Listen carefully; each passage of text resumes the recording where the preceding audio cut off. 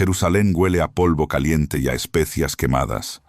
Es el año 35 después del nacimiento de un hombre que dividió el tiempo en dos, aunque nadie en esta ciudad todavía lo sabe. Los mercaderes gritan sus precios en el barrio bajo, los soldados romanos patrullan con el ruido metálico de sus sandalias sobre el empedrado, y en algún callejón estrecho del barrio de los pobres, una mujer de unos 50 años dobla una tela con manos que todavía tiemblan. Se llama María, y lleva 5 años aprendiendo a respirar después del peor día de su vida. No existe un retrato de ella. Ningún romano la pintó, ningún escriba la describió con detalle. Lo que sabemos viene de fragmentos, unos pocos versículos en los evangelios, una mención aquí, un silencio allá. Pero esos silencios hablan, y si los escuchamos con cuidado, si ponemos la historia arqueológica junto a la humana, lo que emerge no es una figura de vitral iluminada por dentro, es una mujer real, una madre real, con miedo real, y con una fuerza que ningún imperio pudo registrar porque no sabía cómo llamarla. Para entender dónde está María en el año 35, hay que entender dónde estaba 5 años antes. Estaba de pie, en el Gólgota, viendo cómo su hijo moría colgado de una cruz entre 2 criminales, bajo el sol de mediodía, rodeada de soldados que se repartían su ropa a los dados. Los evangelios lo dicen sin rodeos. Ella estaba ahí, no huyó, no se desmayó entre bastidores. Estuvo presente en el momento más brutal que una madre puede vivir, y lo presenció de pie, con los ojos abiertos. Eso no se olvida. Eso te cambia la forma del alma para siempre. Lo que el mundo romano veía en María en ese momento no era una madre en duelo. Era algo mucho más peligroso desde el punto de vista social. Era la madre de un sedicioso ejecutado.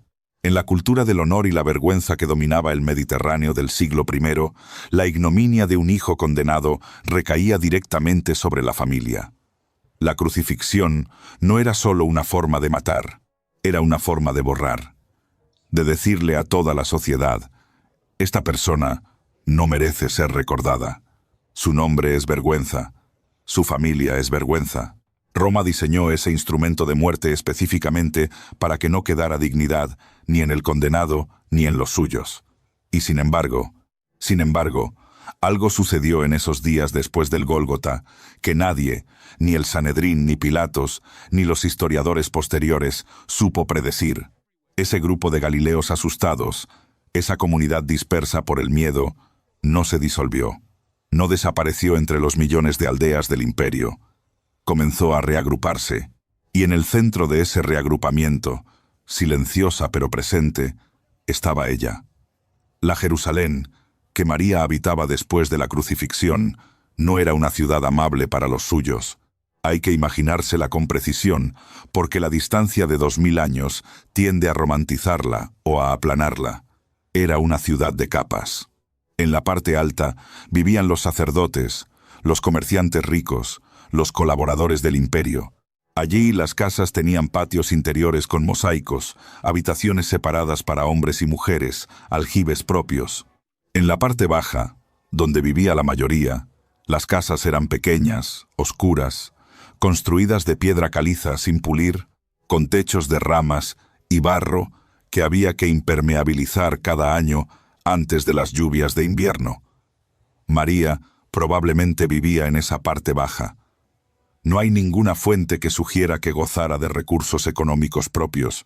José, su esposo, había desaparecido de los registros narrativos antes de que Jesús comenzara su ministerio público, lo cual lleva a la mayoría de los historiadores a concluir que había muerto. Una viuda en el Judea del siglo I sin hijos adultos que la sostuvieran económicamente era una persona en una situación extremadamente precaria. Pero había un factor que cambiaba ese cálculo. El Evangelio de Juan registra que, desde la cruz, Jesús confió a María al cuidado del discípulo amado, generalmente identificado como Juan. Desde ese momento, dice el texto, Juan la recibió en su propia casa. Esa transferencia de responsabilidad no era solo un gesto emotivo, era un acto legal y social concreto. En la cultura judía del primer siglo, una mujer sola necesitaba un protector masculino para navegar el mundo. para firmar contratos, para ser recibida en ciertos espacios, para tener una dirección reconocida. Juan se convirtió en ese protector, lo cual significa que María vivió, al menos por un tiempo, dentro de la comunidad de los discípulos en Jerusalén, no en la periferia, en el centro.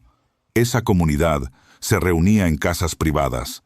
El libro de los Hechos describe las primeras asambleas como grupos que se encontraban en el aposento alto, que comían juntos, que oraban juntos, que compartían los recursos. Era lo que los historiadores llaman una eclesia doméstica, una iglesia de casas, antes de que existieran los templos, antes de que existieran los obispos con sus tronos dorados, antes de que existiera cualquier institución. Era simplemente gente reunida alrededor de una mesa, con miedo por fuera y algo ardiendo por dentro que no sabían todavía cómo nombrar. Y María estaba en esa mesa. El capítulo 1 de los Hechos de los Apóstoles la menciona explícitamente entre los reunidos en el aposento alto después de la ascensión. Es una mención breve, casi casual, como si el autor asumiera que el lector ya sabe quién es y por qué está ahí. Pero esa brevedad es engañosa. Que una mujer sea nombrada en un texto oficial del movimiento naciente, en un momento fundacional, en una lista de personas que claramente tienen autoridad moral dentro del grupo, no era algo trivial en ese mundo. Era una declaración. El día comenzaba para María antes del amanecer, no por disciplina espiritual, aunque la oración era parte de su vida desde la infancia en Nazaret. Comenzaba antes del amanecer porque así comenzaba el día para todas las mujeres de su clase en ese mundo. El fuego había que encenderlo, el agua había que traerla desde la fuente comunitaria antes de que se formara la cola larga de la mañana, el pan había que prepararlo. La vida doméstica en el Mediterráneo antiguo era un trabajo físico constante e invisible, hecho mayoritariamente por mujeres, raramente mencionado en ningún texto, porque los hombres que escribían los textos lo consideraban tan natural como el aire. El agua era el primer ritual del día. En Jerusalén, el agua venía de los sistemas de cisternas, excavadas en la roca, alimentadas por el acueducto que traía el agua desde los manantiales del sur. Pero para la gente del barrio bajo, el acceso no era directo. Había que ir a los puntos de distribución con los cántaros de arcilla, que podían pesar, cuando estaban llenos, entre 15 y 20 kilogramos. María, con 50 años y habiendo vivido la mayor parte de su vida en condiciones de trabajo físico constante, tenía manos acostumbradas a ese peso. Pero el camino de regreso, cuesta arriba por las calles empedradas de Jerusalén, era cada mañana una pequeña prueba de resistencia. La comida era sencilla y estacional. Pan de cebada o de trigo, dependiendo de la época del año y de los recursos disponibles. Aceitunas conservadas en sal, legumbres cocidas, especialmente lentejas y garbanzos. Higos secos, que se podían guardar durante meses y que constituían una reserva calórica fundamental. En las épocas de abundancia, pescado salado traído del mar de Galilea, que llegaba a Jerusalén conservado y que era un lujo relativamente accesible para la clase trabajadora. La carne era rara, reservada para las fiestas. El vino, mezclado con agua, era la bebida cotidiana, porque el agua sin tratar podía enfermar.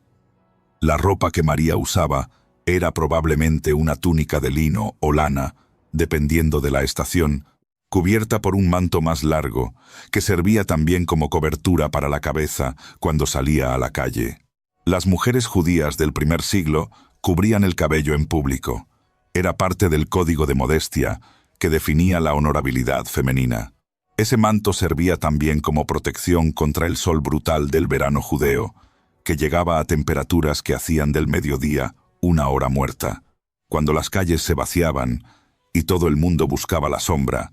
Y en esos momentos de quietud del mediodía, cuando el calor aplastaba la ciudad y el ruido bajaba de intensidad, María recordaba Nazaret, el olor del taller de carpintería, las manos pequeñas de un niño que hacía preguntas que ningún niño hacía.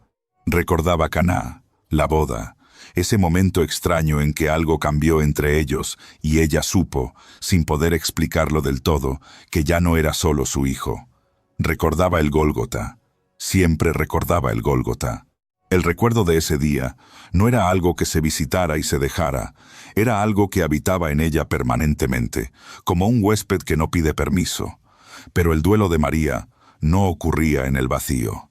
Ocurría dentro de una comunidad que también estaba en duelo, y que al mismo tiempo estaba en un proceso de transformación que ninguno de sus miembros podía ver completamente desde adentro.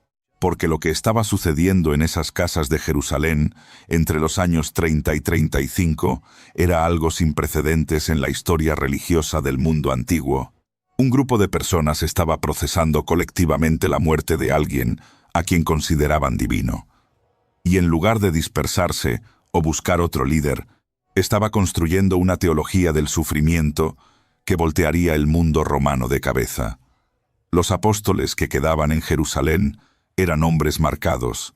Pedro había negado a Jesús 3 veces la noche de la detención, y esa traición vivía en él como una herida que no cerraba del todo. Santiago, el hermano de Jesús, había llegado tardíamente a la fe. Los evangelios sugieren que durante el ministerio público no creyó, y ahora lideraba la comunidad de Jerusalén con la carga extra de quien sabe que dudó. Juan era joven, fervoroso, pero cargaba con el peso de haber sido testigo de la crucifixión cuando casi todos los demás habían huido. Y luego estaban las mujeres. María Magdalena, que había sido la primera en ver el sepulcro vacío y la primera en recibir el anuncio de la resurrección, y a quien nadie había creído al principio. Salomé, madre de Santiago y Juan, que también había estado en el Gólgota. Joana, esposa de un administrador de Herodes, que había financiado parte del ministerio itinerante de Jesús con su propio dinero.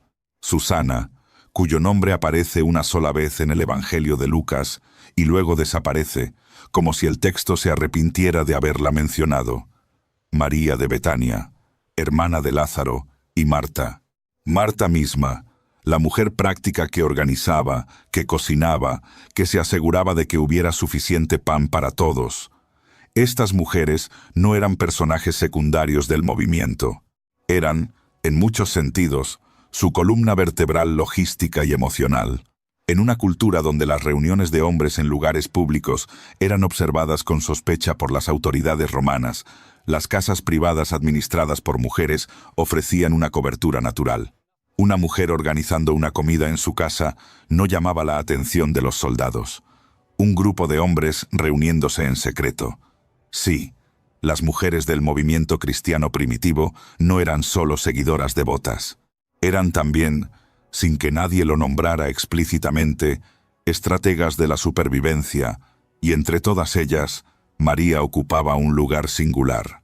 No porque predicara, no porque tuviera un rol institucional definido, los textos no registran ningún discurso suyo después de la crucifixión, ninguna carta, ninguna instrucción formal. Su autoridad era de otro tipo. Era la autoridad de quien estuvo ahí desde el principio, la autoridad de la madre. En una cultura que veneraba la memoria y la continuidad familiar, María era el eslabón vivo entre Jesús y todos los que lo habían conocido. Su presencia física en una reunión era un recordatorio de que todo eso había sido real, que había habido un niño antes de que hubiera un Mesías, que había habido una familia antes de que hubiera un movimiento. La persecución no tardó en hacerse sentir.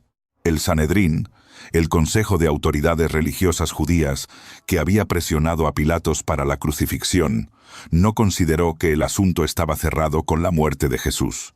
Los rumores de la resurrección que circulaban por Jerusalén eran políticamente peligrosos. Si la gente creía que el ejecutado había vuelto a la vida, la autoridad de la condena quedaba en entredicho. Así que en los años siguientes hubo detenciones, interrogatorios y golpizas. Pedro y Juan fueron arrestados y llevados ante el consejo. Esteban fue apedreado hasta morir, convirtiéndose en el primer mártir del movimiento. Santiago, hermano de Juan, fue ejecutado por orden del rey Herodes Agripa. Para María, cada una de esas noticias era una nueva herida sobre una herida que todavía no había cerrado. Había sobrevivido al Gólgota solo para ver cómo el mundo seguía intentando destruir todo lo que su hijo había construido. Y sin embargo, la lógica de ese mundo no era tan simple. Porque por cada persona que arrestaban, dos más preguntaban por qué. Por cada comunidad que intentaban dispersar, otra aparecía en una ciudad diferente. El movimiento no crecía a pesar de la persecución. En cierta forma, crecía a causa de ella. Los años 30 fueron también los años de Pablo. Saulo de Tarso, el fariseo que había participado en la muerte de Esteban, que había ido de casa en Damasco para arrestar a los seguidores del camino, tuvo en el camino a esa ciudad una experiencia que lo volteó completamente.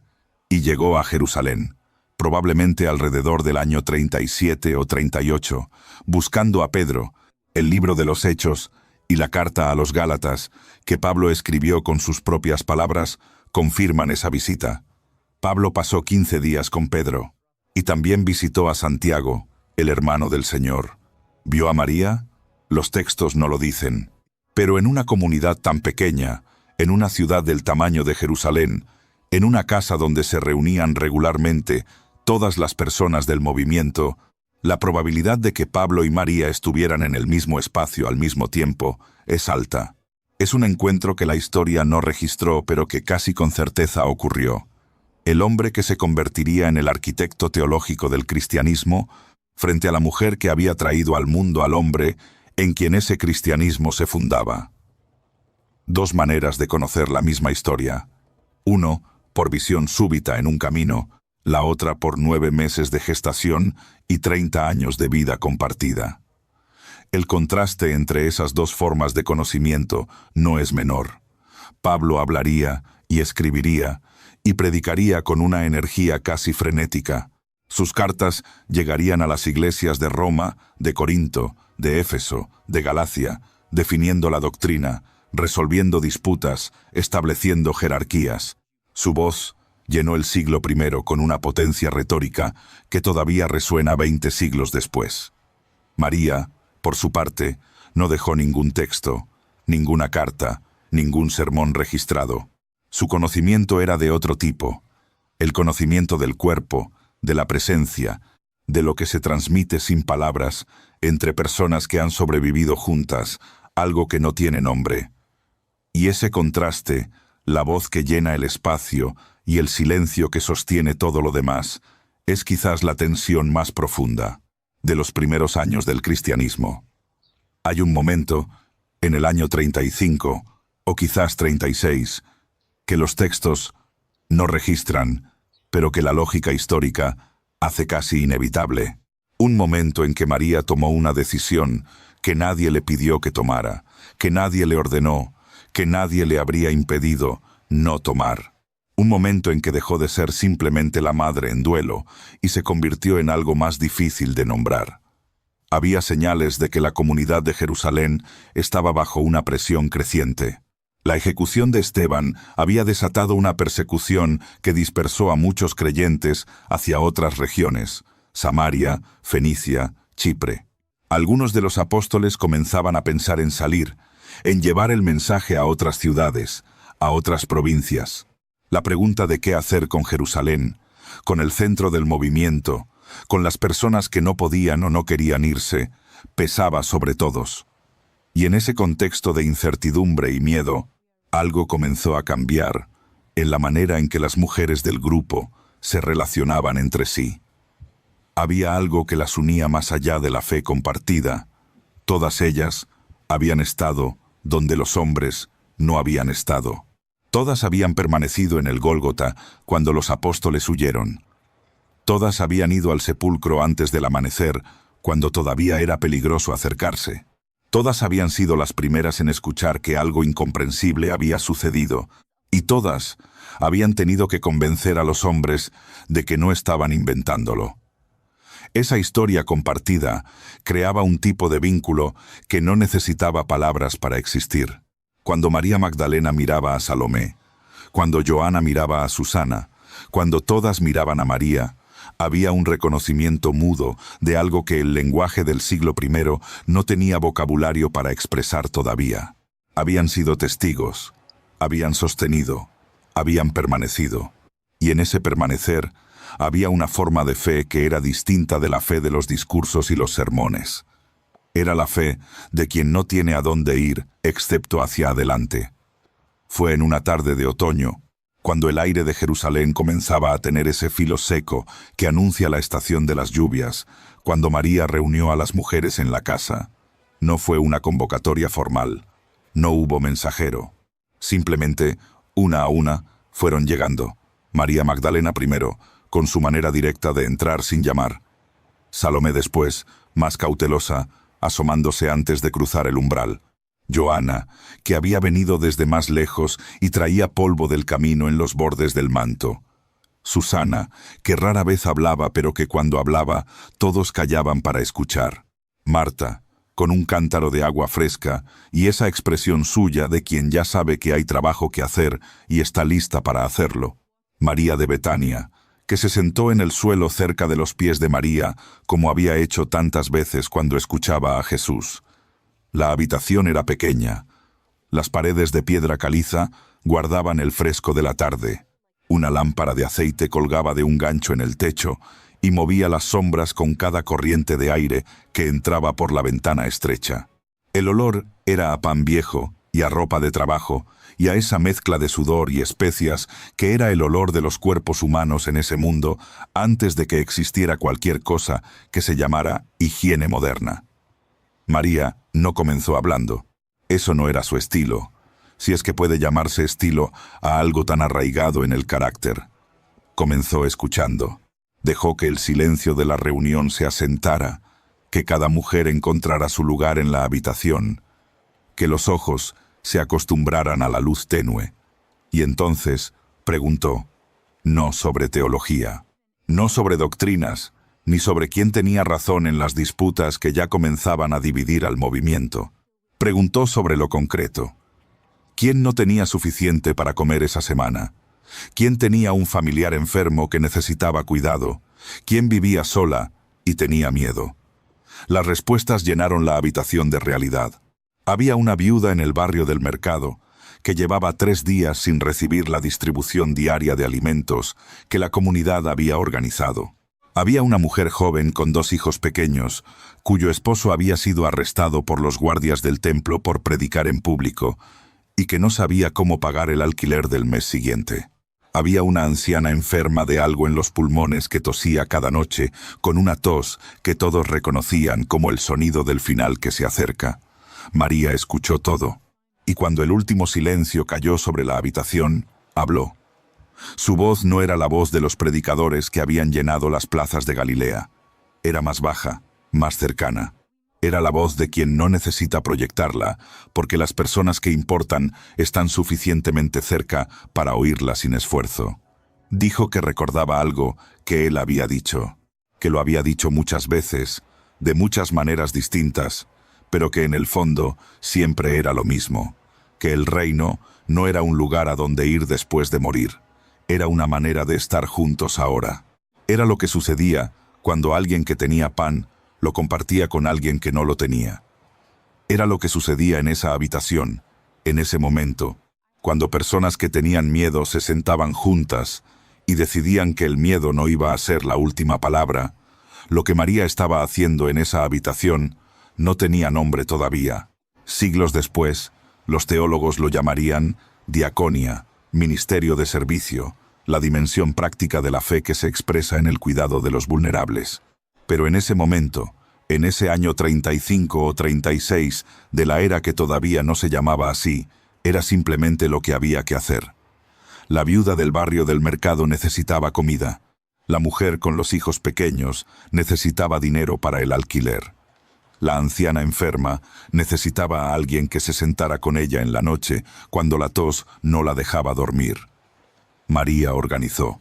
Con la misma practicidad con que había organizado toda su vida, con la misma atención a lo concreto que había aprendido en Nazaret, cuando había que hacer que el pan alcanzara para la familia y que el aceite no se acabara antes de terminar el invierno. Asignó responsabilidades sin pedirle permiso a nadie. Marta, naturalmente, se encargó de coordinar la comida. Joana, que tenía contactos en los estratos más altos de la sociedad jerosolimitana, gracias a su conexión con la corte de Herodes, se encargó de los casos que necesitaban recursos que la comunidad pobre no podía proveer sola. María Magdalena, que era reconocida y respetada en el movimiento, con una autoridad que ningún texto oficial le reconocería del todo, se encargó de visitar a las personas que vivían solas y que no podían llegar a las reuniones. Y Susana, la callada Susana, cuyo apellido la historia perdió, hizo algo que nadie le había pedido que hiciera, pero que resultó ser quizás lo más importante de todo. Comenzó a recordar, a sentarse con las personas mayores del movimiento y preguntarles qué recordaban de él. ¿Qué había dicho exactamente aquella tarde junto al lago? ¿Cómo había mirado a tal persona antes de sanarla? ¿Cuáles eran sus palabras exactas en aquella comida que todos recordaban, pero que cada uno recordaba de manera ligeramente diferente? Susana no escribía. Pocas mujeres de su clase habían recibido educación formal en escritura, pero memorizaba. Con esa memoria de la época anterior a los libros de bolsillo, cuando recordar era una habilidad de supervivencia, Susana guardó fragmentos de palabras que décadas después llegarían, a través de cadenas de transmisión oral que nunca podremos reconstruir completamente, a los evangelios que conocemos. Lo que María había fundado en esa habitación no era una institución. No tenía nombre, no tenía jerarquía formal, no tenía estatutos. Era algo más antiguo y más difícil de destruir que cualquier institución. Era una red de cuidado, sostenida por la memoria de alguien que les había enseñado que cuidarse mutuamente era la única teología que importaba cuando todo lo demás fallaba. La casa donde se reunían tenía una azotea. En las noches de verano, cuando el calor dentro era insoportable, la gente dormía en las azoteas de Jerusalén, sobre esteras de paja, bajo un cielo que en esa época, sin la contaminación lumínica de los siglos posteriores, era de una densidad de estrellas que la mayoría de los habitantes del mundo moderno nunca han visto. María subía a esa azotea con frecuencia, no solo en verano. Hay algo que los textos no dicen sobre María, pero que la lógica de su situación hace evidente. Ella sabía más que nadie, no en el sentido de los conocimientos teológicos que Pablo desarrollaría en sus cartas, sino en el sentido más literal y más íntimo. Ella había estado presente en momentos que ninguno de los discípulos había presenciado. La Anunciación, el nacimiento, la huida a Egipto, ese viaje aterrador con un recién nacido a través del desierto para escapar de la matanza que Herodes el Grande había ordenado. Los 12 años de Jesús en el templo, cuando se quedó sin avisarle y ella lo buscó durante 3 días con el corazón en la garganta. Las décadas en Nazaret que ningún evangelio describe porque ningún discípulo estuvo ahí para verlas. Todo eso vivía en María como un archivo que nadie más podía consultar.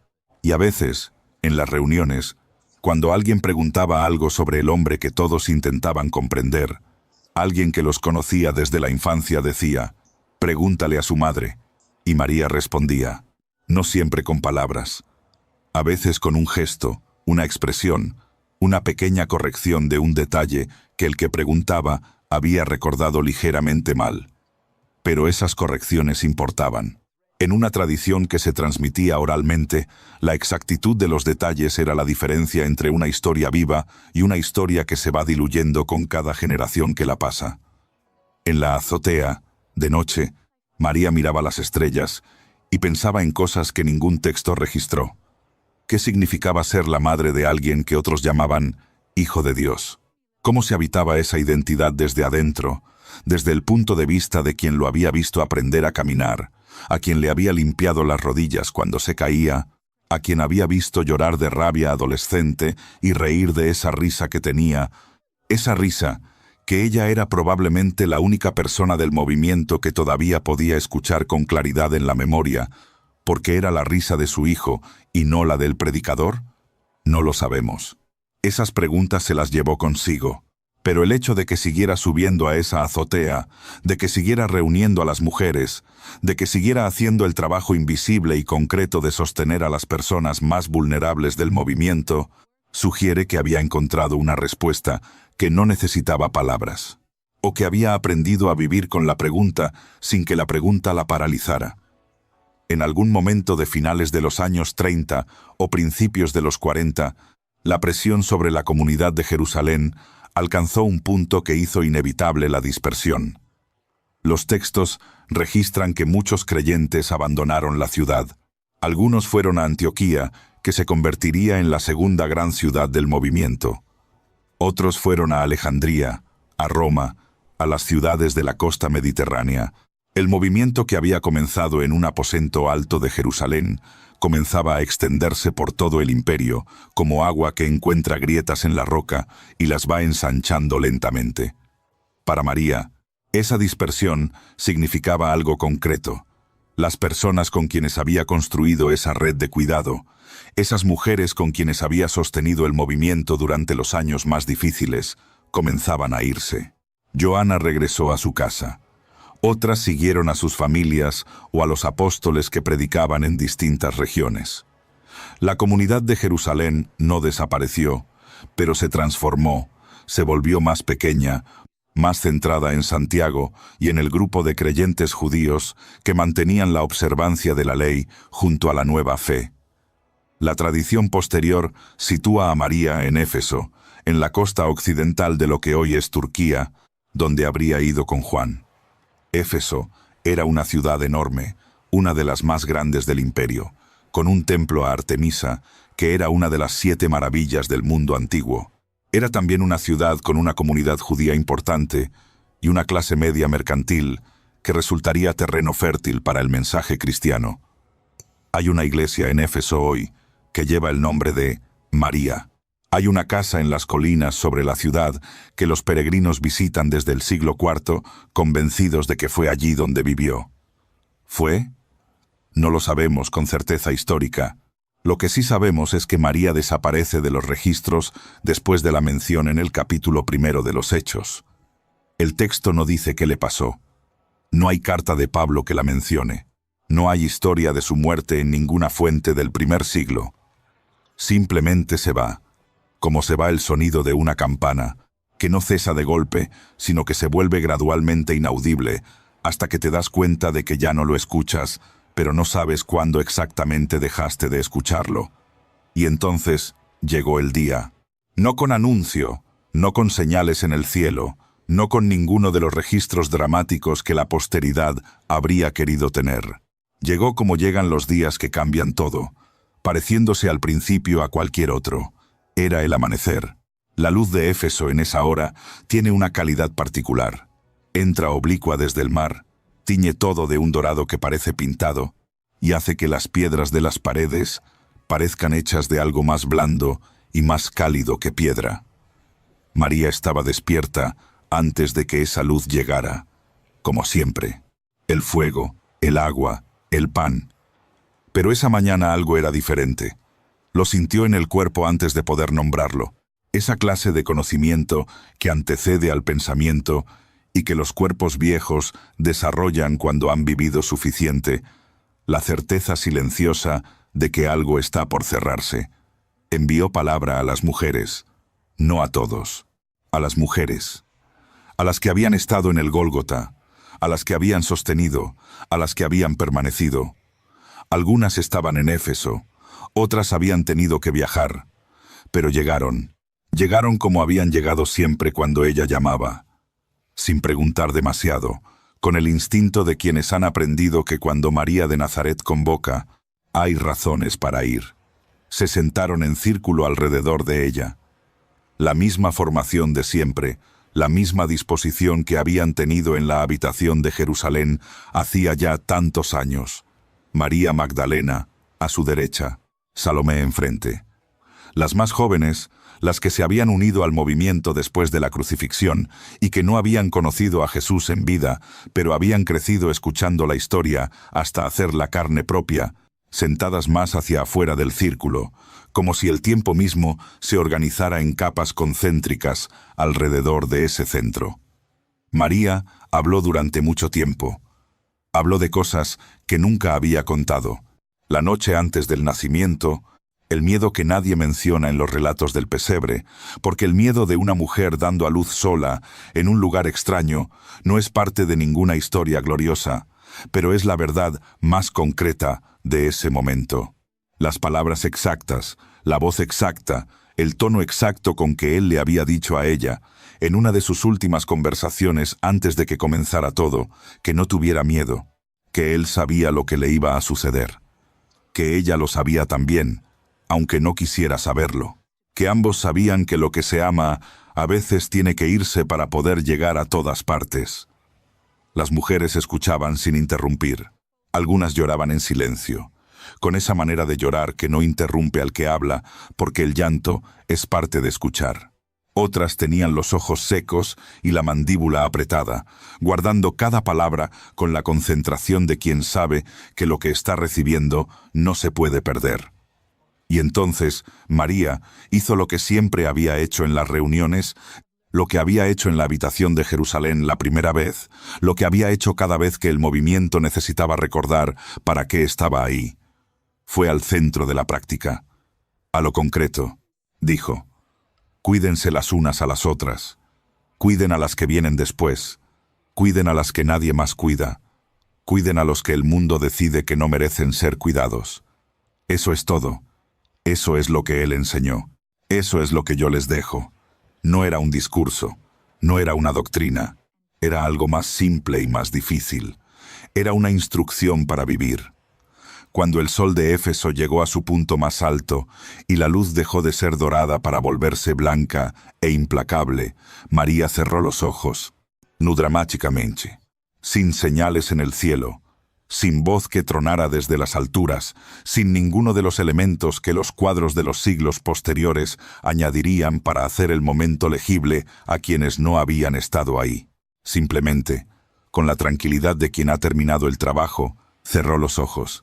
Las mujeres permanecieron en silencio durante un tiempo que ninguna de ellas podría haber medido.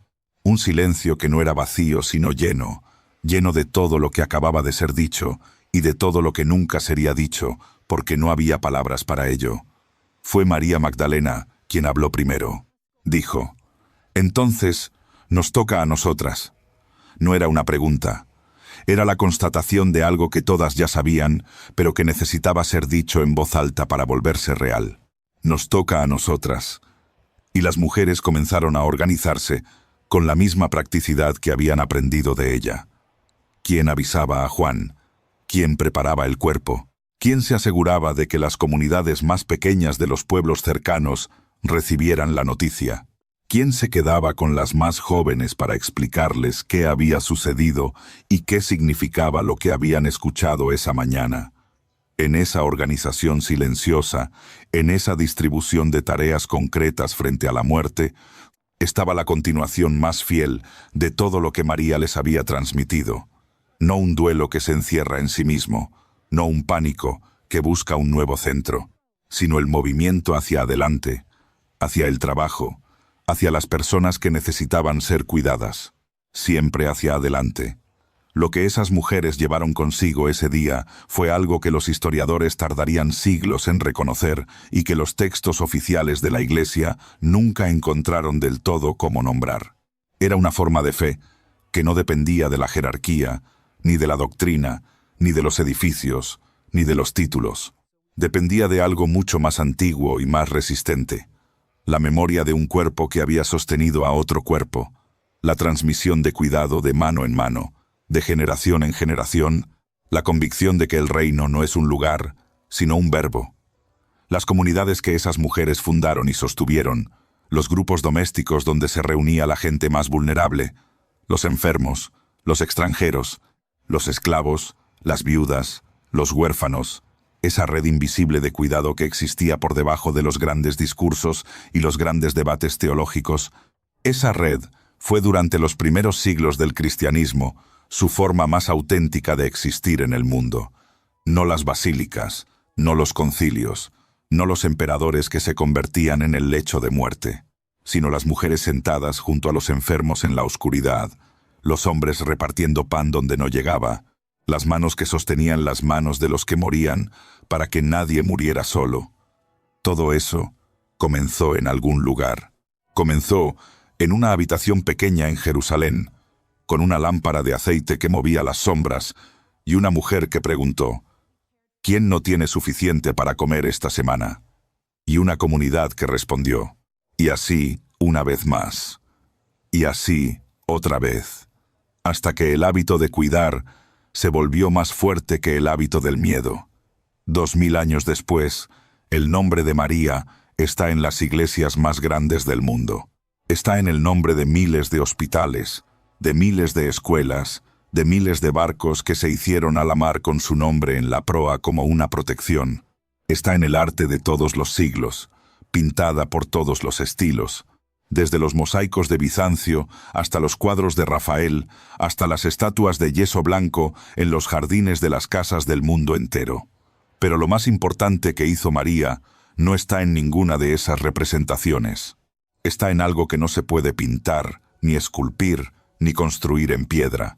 Está en la decisión que tomó en los días después de la crucifixión de no encerrarse en su duelo, sino de convertirlo en cuidado, de no guardar la historia para sí, sino de transmitirla, de no esperar a que alguien le dijera qué hacer, sino de reunir a las mujeres y comenzar a hacer el trabajo que había que hacer. En un mundo que no tenía vocabulario para llamar a lo que ella era, María fue la primera en hacer lo que después el cristianismo llamaría iglesia, no el edificio, no la institución, la comunidad de personas que se cuidan mutuamente porque creen que ese cuidado es sagrado. Eso lo fundó ella. En silencio, sin título, sin reconocimiento oficial, con manos que habían sostenido al recién nacido y habían estado presentes en la muerte y que ahora sostenían a los vivos en el trabajo de seguir viviendo. Y si hoy, en cualquier parte del mundo, hay alguien sentado junto a alguien que tiene miedo, ofreciéndole lo que tiene, sin preguntar si se lo merece, sin pedir nada a cambio, haciendo ese gesto antiguo y difícil de simplemente estar presente cuando el mundo se pone oscuro, en ese gesto, aunque no lo sepa, hay algo que empezó con ella. Con una mujer de 50 años, en una habitación pequeña de Jerusalén, que preguntó: ¿quién necesita que lo cuiden esta semana? Y no esperó a que nadie le respondiera que era su responsabilidad hacerlo.